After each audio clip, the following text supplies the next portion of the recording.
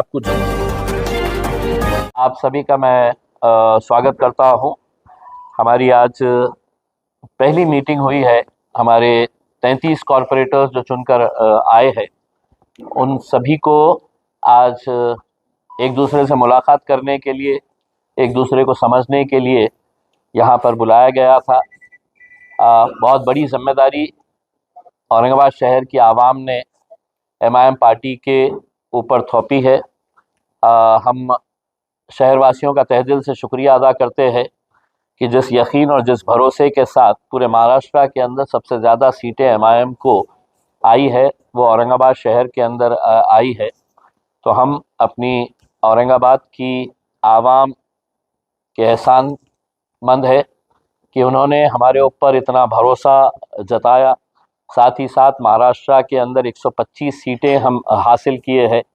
कई सारे शहरों के अंदर हम दूसरे मुकाम पर है, यानी कि लीडर ऑफ अपोजिशन जो रहेगा, विपक्ष का जो रोल रहेगा, वो MIM पार्टी निभाएगी। 33 कॉरपोरेटर्स में से महज 3 कॉरपोरेटर्स हमारे ऐसे हैं जो पहले की बॉडी के अंदर रह चुके हैं, यानी कि उन्हें महानगर पालिका के फंक्शनिंग का एक्सपीरियंस है। और बाकी 30 जो कॉरपोरेटर्स है वो पहली मर्तबा महानगर पालिका के अंदर जा रहे हैं। अब इतनी बड़ी तादाद जब पहली मर्तबा महानगर पालिका के अंदर जा रहे हैं, तो वहाँ का भी एक सिस्टम होता है काम करने का। वहाँ का प्रोसीजर्स क्या होते हैं, काम किस तरीके से किया जाए। लोगों के बीच में आप जा रहे हैं, तो लोगों के बीच में जाकर लोगों की आपके ताल्लुक से क्या उम्मीदें हैं, इस बारे में ये पूरा आज के दिन चर्चा की गई। कॉरपोरेटर्स के ज़रिए सुझाव लिया गया। पहली मर्तबा प्रभाग सिस्टम का इलेक्शन हुआ है, तो प्रभाग सिस्टम के अंदर एरियाज फिक्स नहीं है कि किसका एरिया कौन सा है करके, बाउंड्रीज फिक्स नहीं है। तो इस बारे में भी सुझाव लिए गए हैं कि एक टीम बोल के किस तरीके से काम किया जाना चाहिए।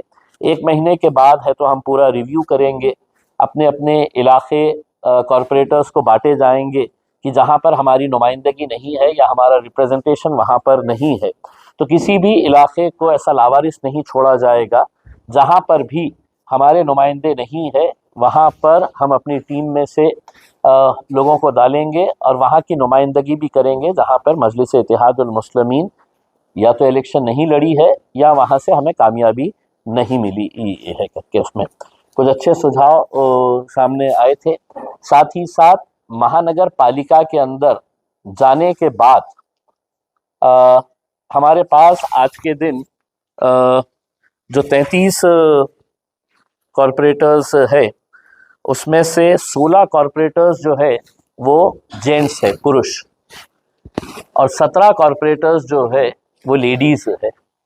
जिस जमात के बारे में कहा जाता है कि ये महिलाओं को आगे नहीं बढ़ाते हैं, जिस जमात के बारे में कहा जाता है कि ये इनकी सभाओं के अंदर महिलाएं दिखती नहीं है, तो जहाँ पर इस शहर के फैसले लिए जाएंगे वहाँ पर मेजॉरिटी जो है वो हमारी बहनों की रहने वाली है।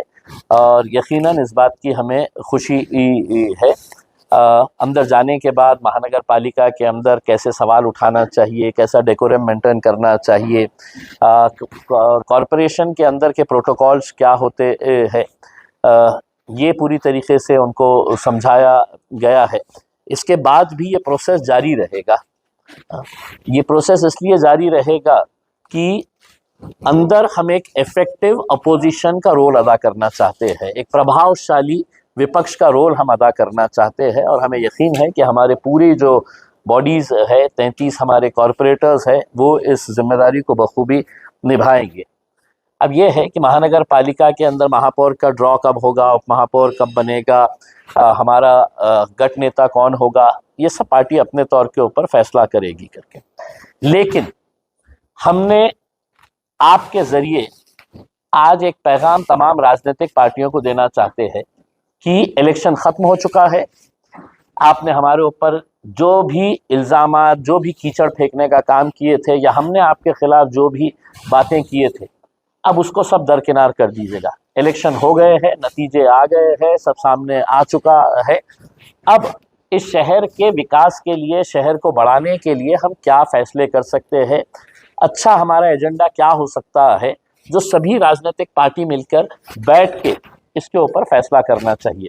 इलेक्शन से पहले हमने 2 मुद्दे उठाए थे, हमने शहर भर में होर्डिंग्स भी लगाए थे कि अगर हम सत्ता में आते हैं तो 2 चीज़ें हम करेंगे करके। एक तो ये था कि पानी के ताल्लुक से था कि जितने दिन हमें पानी मिलेगा टैक्स उतना ही महानगर पालिका ले।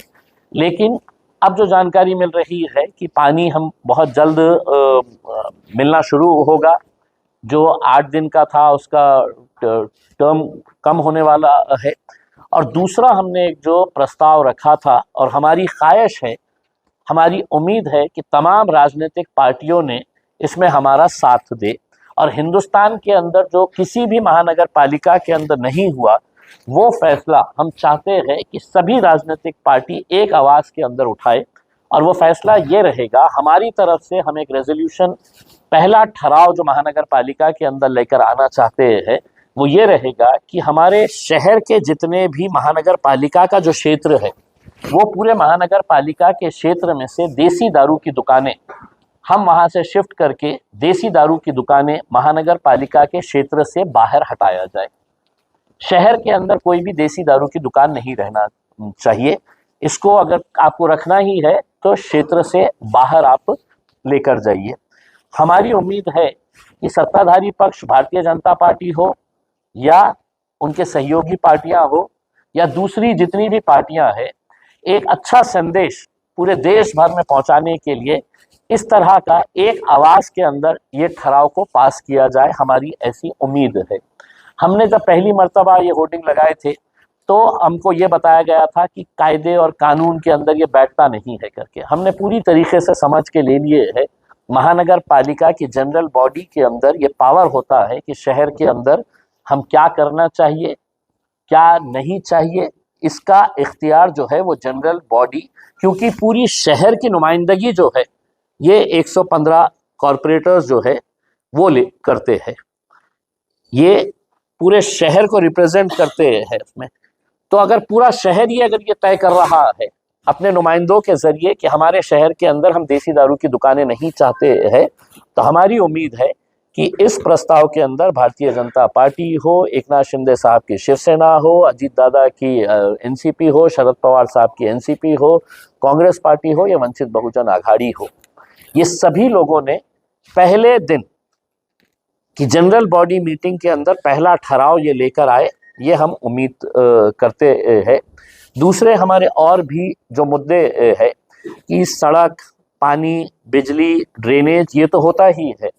इस शहर के अंदर अच्छे गार्डन्स कैसे बनाए जाए, पार्क्स कैसे बनाए जाए, बच्चों को खेलने के लिए ग्राउंड्स कैसे तैयार किए जाए, इसके ऊपर भी हमने विशेष ध्यान देने के लिए हमारे सभी लोगों को हमने ये बताया है, अपना सुझाव दिया है और इन मुद्दों के ऊपर उन्हें महानगर पालिका के अंदर लड़ने के लिए, आवाज़ उठाने के लिए बोला है। हमारे जो 2 पेट प्रोजेक्ट्स इस शहर के लिए है कि 2 जो मैदान हमारे शहर के अंदर है, एक तो आम खास मैदान है और दूसरा जो रोशन गेट के आगे गिरनी का जो ग्राउंड है, वो ग्राउंड को हम चाहते हैं कि स्टेडियम के अंदर कन्वर्ट किया जाए करके।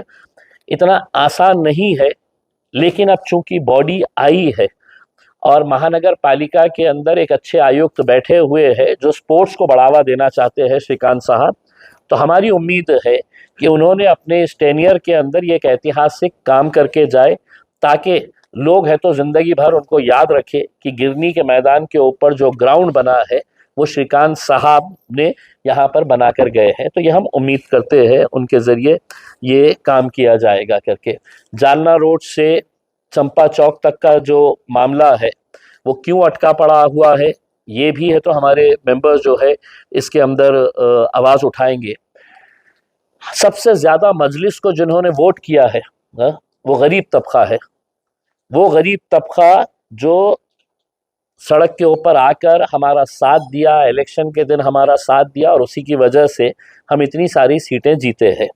और उसमें बहुत सारे जो ठेले वाले हैं, जो हॉकर्स है, जो रोड के ऊपर है तो अपना ठेला लगाते हैं, छोटा सा टोकरा लगा के है तो बेचते हैं, फल फूल जो भी बेचते हैं, महानगर पालिका का दस्ता उनके पास जाता है, कभी ट्रैफिक पुलिस वाले उनके पास जाते हैं और उनको हैरान परेशान करते हैं।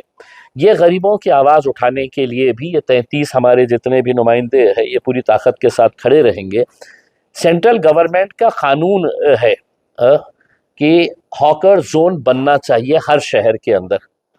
आपके बेईमानियों की वजह से हमारा डेवलपमेंट प्लान इतने साल क्यों थका था, किसने इसको बर्बाद किया था, किसने है तो डेवलपमेंट प्लान के अंदर दुकानदारी खोल के है तो इस शहर को बर्बाद करने का काम किया था, वो बात चली गई है। लेकिन द स्ट्रीट वेंडर्स एक्ट ये सेंट्रल गवर्नमेंट का एक्ट है कि हर फेरी वाले को, हर टोकरे में बेचने वाले को या जो भी है तो गाड़ी लेकर करता है उसको एक डेडिकेटेड स्पेस देना चाहिए करके। तो हॉकर जोन हमारे शहर के अंदर नहीं बना है, तो इस वजह से या ट्रैफिक पुलिस हो या महानगर पालिका का तोड़ू दस्ता हो, ये बेचारे गरीब लोग जो है उनके लिए एटीएम बन गए हैं कि कभी भी जाओ, कभी भी उठा के फेंक डालो इनका, और कभी भी है तो इनके पास से है तो 2 पैसा ले लो, फिर वो जाके दूसरे दिन बैठ जाते हैं। तो ये ना करते हुए हम महानगर पालिका से उम्मीद कर रहे हैं और हमारी पूरी टीम इसके ऊपर काम कर रही है, करेगी कि हॉकर जोन जल्द से जल्द बनाया जाए करके। उसमें दूसरा ये है कि हरसूल के अंदर जो एक कचरा डिपो जो है वो एक घनी आबादी के बीच में एक ठेकेदार को फायदा पहुंचाने के लिए एक कचरा डिपो वहां पे बनाया गया था। हमने इलेक्शन से पहले लोगों से वादा किया था कि ये कचरा डिपो वहां से हटना चाहिए करके। अब 33 हमारे नुमाइंदे आ चुके हैं, महानगर पालिका से अनुरोध करेंगे, रिक्वेस्ट करेंगे कि ये कचरा डिपो यहाँ से हटाया जाए हरसूल से, और आपको जहाँ लेके जाने का है आप लेकर जाए करके। और अगर इसके बावजूद भी अगर महानगर पालिका ये फैसला नहीं करती है तो आवाम की, जनता के हित के अंदर हम ये कचरा डिपो अपने तौर के ऊपर हटा देंगे और उसकी पूरी जिम्मेदारी जो है वो महानगर पालिका के उन अधिकारियों के ऊपर जाएंगे जो कचरा डिपो शहर के बीचों बीच घनी आबादी के अंदर लगाए हुए हैं। तो ऐसे कुछ मुद्दे हैं, हेल्थ के कुछ इश्यूज सुझाव आए हैं हमारे मेंबर्स की तरफ से। स्कूल्स का दर्जा कैसा बढ़ाया जाएगा इसके ऊपर हमने चर्चा किए है कि महानगर पालिका के स्कूल्स को, जो सीबीएसई स्कूल्स जो बंद हो रहे हैं या और उसका दर्जा कैसा बढ़ाना चाहिए, इसके ऊपर भी चर्चा की गई है। तो ये सब मुद्दों के ऊपर बातचीत की गई है और अभी इनके और ट्रेनिंग सेशंस होंगे ताकि एक प्रभावशाली विरोधी पक्ष का ये रोल अदा करे। औरंगाबाद तक मीडिया जो है वो पिछले कई सालों से बहुत अच्छी खिदमत दे रहा है, लोगों तक खबरें पहुंचाने का काम कर रहा है और उसकी रीच बढ़ रही है। उन्हें सिल्वर बटन मिला है, मैं उनको मुबारकबाद देता हूं और उम्मीद करता हूं कि आगे उनको सिल्वर की जगह गोल्ड भी मिले, गोल्ड के बाद प्लैटिनम भी मिले और वो इसी तरह से लोगों का काम करते रहे। शुक्रिया।